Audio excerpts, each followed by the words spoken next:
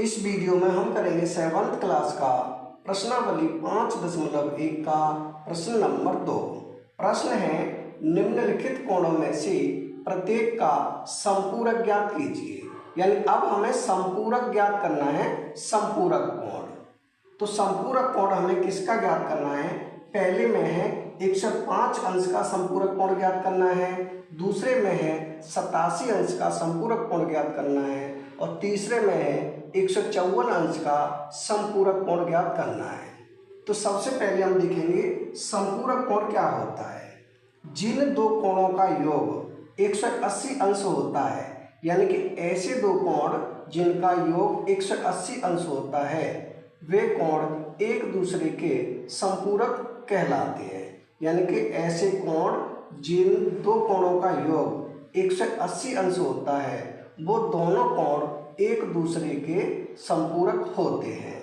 यानी इससे पहला प्रश्न हमने किया था, उसमें पूरक था। पूरक में क्या होता है? दोनों कोणों का योग 90 अंश होता है और संपूरक में क्या होता है? दोनों कोणों का योग 180 अंश होता है। यही अंतर है केवल पूरक और संपूरक में।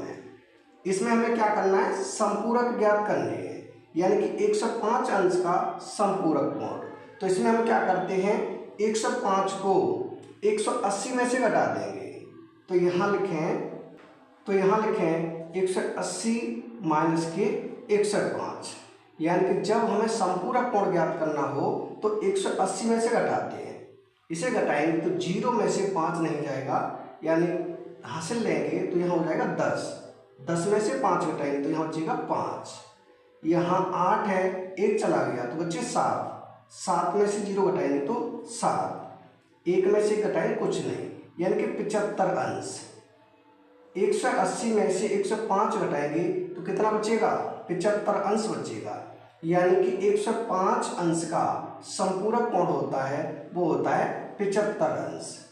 अब इसका दूसरे में है 87 अंश का संपूरक कोण, क्योंकि इसमें हमें 87 अंश का संपूरक कोण ज्ञात करना है। इसमें भी हम 180 में से घटा देंगे हम 87, क्योंकि संपूरक में क्या करते हैं? 180 में से घटाते हैं। अब यहाँ 0 में से 7 नहीं जाएगा तो 10 में से 7 घटाएंगे तो कितना बचेगा? 3। यहाँ 7 में से 8 नहीं जाएंगे तो यहाँ हो जाएगा 17 में से 8 घटाएंगे तो यहाँ बचेगा 9, यानी कि ये बचेगा 93। 180 में से 87 घटाएंगे कितना बचेगा? 93 बचेगा। यानी कि 87 का संपूरक कोण होगा, वो हो जाएगा 93। अब हम निकालेंगे 154 का संपूरक कोण। तो इसे भी हम 180 में से घटाएंगे, यानी कि 180 माइनस हो जाएगा 154। यहाँ हो जाएगा 10 में से 4 घटाएंगे 6। यहाँ 7 में से 5 घटाएंगे 2। 1 में से कुछ नहीं, यानी कि 26। यहाँ लगा दें अंश का निशान, यानी कि डिग्री। यहाँ भी लगाएंगे, यहाँ भी, यानी कि 180 में से 154 घटाएंगे तो ये बच जाएगा 26। यानी कि 154 अंश का संपूरक कोण हो जाएगा 26। ये हो जाएगा 26।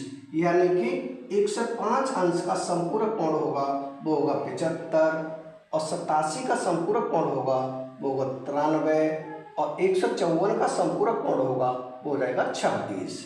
यानी ये हो जाएंगे संपूरक कोण। यानी कि प्रश्न नंबर 2 हो चुका है कंप्लीट। अगर वीडियो पसंद आए तो लाइक करें, कमेंट करें, अपने दोस्तों के साथ शेयर करें। धन्यवाद।